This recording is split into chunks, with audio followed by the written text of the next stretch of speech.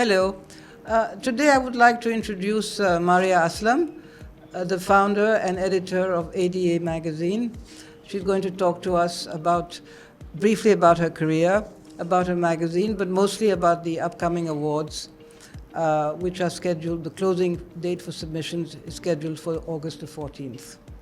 So, Maria, tell us first of all about your journey, what you did before you joined ADA, and what brought you to ADA. Okay, so primarily I'm an architect by profession, and I had the opportunity to be traveling around and staying in different parts of the world, and that's when I realized that the presentation of Pakistan, the recognition, leave the recognition right now, the presence of Pakistan in the creative industry was totally missing. And I'm a bookworm. Books were not there at all. No journals, no books, no nothing. So it just so happened that I come back to Pakistan, and of course I start my own design studio. But immediately parallel to that, I started a publication house. I literally jumped in, and the impetus came from Arshad Abdullah. I will have to give him that credit. He asked me to join his office, and I said, you know what, I have a certain kira in my mind, and I don't think I would be doing justice to your office because I know I would be pursuing that too. And he asked me, what is it that you want to do? And I shared with him. I said, I want to write. I don't have the platform. I mean, I'm not saying that I need to write an open ed or an editorial once in a month, or I want a compilation of the creative industry. So he said, do it. I said, I don't have a platform. And he very easily, very comfortably sitting in his chair, he said, create it. And that was like, him telling me, just do it. I mean, I look at him as my mentor, as my teacher, as a father figure. And it was like a command, I was so shaken by that. I didn't have money. I had some 700,000 in my account. I had a small baby then, and I used all of that on the first edition. Okay. And this is how it happened. Oh, so that was ADA? That was ADA, okay. Yes. And what year was that?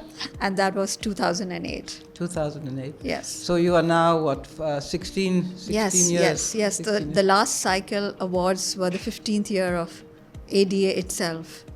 Okay, so tell me more about ADA in the sense of who reads it, who's your audience, and also the editorial orientation. I mean, what exactly do you cover? So the contents of ADA is primarily architecture, design, art, and life in between. And the idea was not to just push for architecture projects just because I'm an architect myself. I feel that the creative industry has no boundaries. Mm-hmm. And we tend to categorize them, we tend to bound them, we tend to box them. And where I was coming from, I saw a very seamless, very organic, infiltration of all three. So it was a very, very conscious effort to have contents which were all about art, design. To date, we struggle about design because there aren't many writers who actually talk about design. And design is huge in itself. And of course, architecture. So I think what ADA did was not only it kind of assimilated its contents, it actually generated its writers.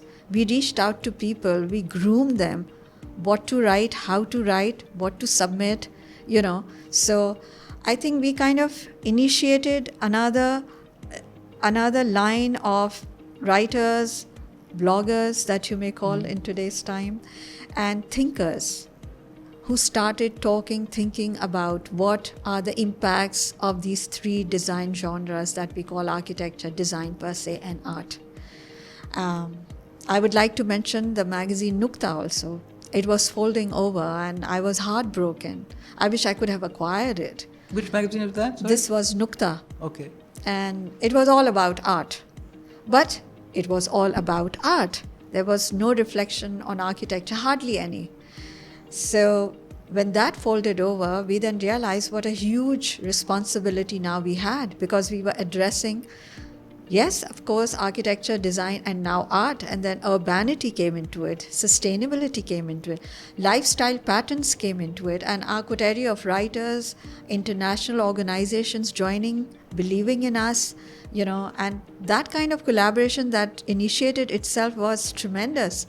We then channelize ourselves into an activism portal. We were making noises and voices in the right direction. We were questioning the authorities as to why, what is happening. People like Arif Hassan groomed us, Yasmin Lari, and people who were in the direction of not just a single entity of a building, but what is the impact of that built structure to the environment, to the people, to the community. So I think we have come a long way just by showcasing single projects or interiors. We've come a long way into addressing issues, challenging them, and talking about the impacts, bringing government on board. We've tried. We continuously keep trying to reach out a hand towards the government as to how things can be better. And, whatever it is, the bylaws that come in, how they impact. So, we are continuously writing about that.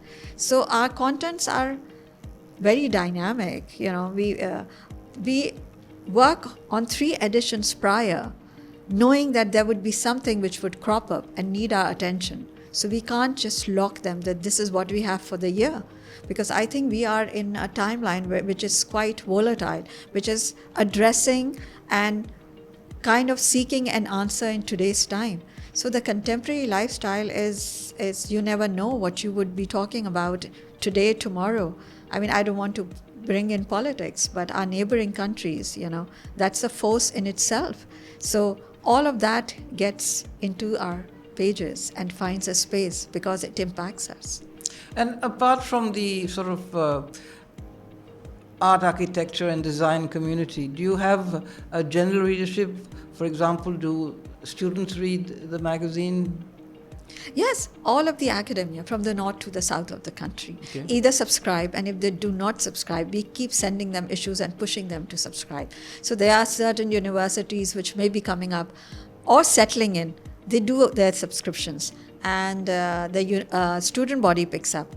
It's very heartening for me if I am at a bookshop and I see people just flipping through it, looking even at residences or interiors, but at least, so it's the masses also that picks it up. So our print run is quite long, and that is why we need to sustain ourselves because of the paper and the printing cost and everything. But still, I am resisting that. I will have a printed version. We are online, all editions are online, but I still want to have that fulfilling feel to have the copy in my hand. Me. Yeah, absolutely.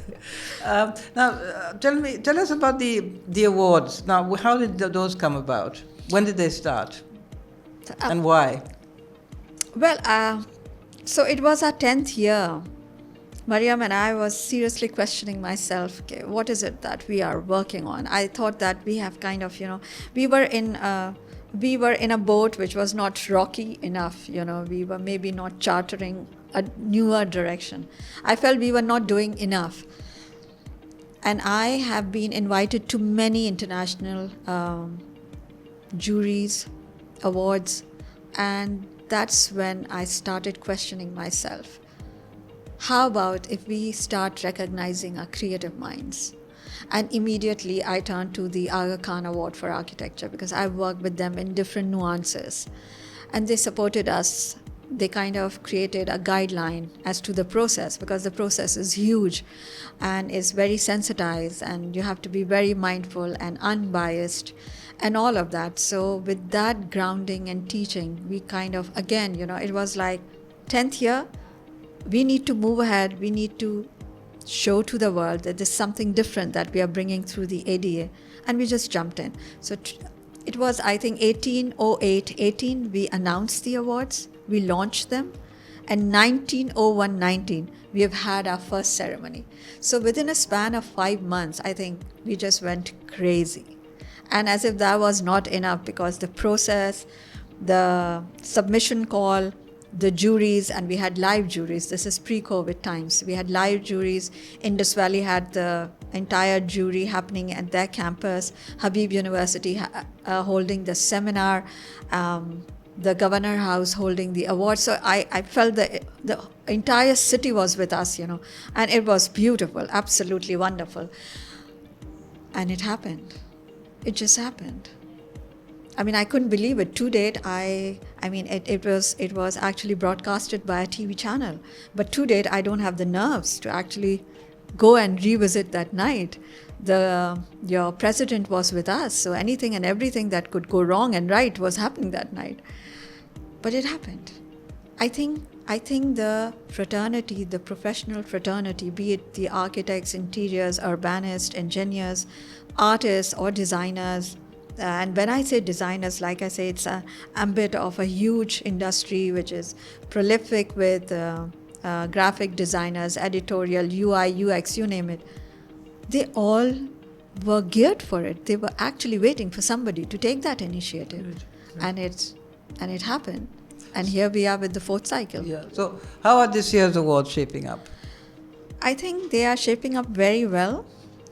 They are being steered by the chairs, which is Yasmin Chima, a very senior architect of Pakistan. She's the head of architecture. She's the chair of architecture. And then Tazeen Hussain from design. It brings in immense knowledge and experience. She's also an educator at IBS and now at Habib University. And of course, our one and only Imran Qureshi, who is the chair of the arts. And these are the guys who actually take forward, as in the categories, what is it that they want to see in the submissions, because they are aware of their own subjects, of their own disciplines. Hence, these guys are the ones who take forward the awards categories every year. And of course, then the decision of the juries, selecting of juries, you know, having a conversation with them. All of this cannot be, is not possible without the chairs. So how many categories are there? So there are some almost like around 25 categories. The art categories have been lumped in like 2D, 3D, interactive and multimedia and all. But underneath that, there have many subcategories. So in totality, if you were to ask me, there are absolutely like around 30 categories, and then we have our own special awards. The Environment Leadership Award, which has not been taken so far, and Socially Responsive Award, which has been taken twice. So these are the special awards that actually are pulled in by the jurors. You do not submit to this category. It's the jurors who select if they feel that any project, be it in art or design or architecture, is worthy and is of merit to be recognized as Environment Leadership and Socially Responsive Award. Okay. Yeah. So what is the criteria to participate? I mean, in order to participate, yeah. You know. So you can participate as a firm, you can participate as an individual, as long as the credit, the work that you're submitting is solely yours. Well, we do check all the copyrights and everything. There's a huge guideline mandate as to how you will submit, what you will submit, and the selection, how you select your categories. It's a very easy form, you know. You just go to the website, you register yourself, you go log in, submission opens up, and then you select the number of categories that you are working at, upload your PDF, and then hit submit. Voila. Okay, and what is the website? You know. So our website is awards.adapk.com, and the submission closes on the 15th of August. Okay. And we have full intentions of actually not extending the deadline. So do come forward, submit by the 15th, and make a name for yourself. Okay. Yeah. Well, I wish you the best of luck, Maria. Thank you so much. Not at Thank all. you. Thank you very much. Thank you.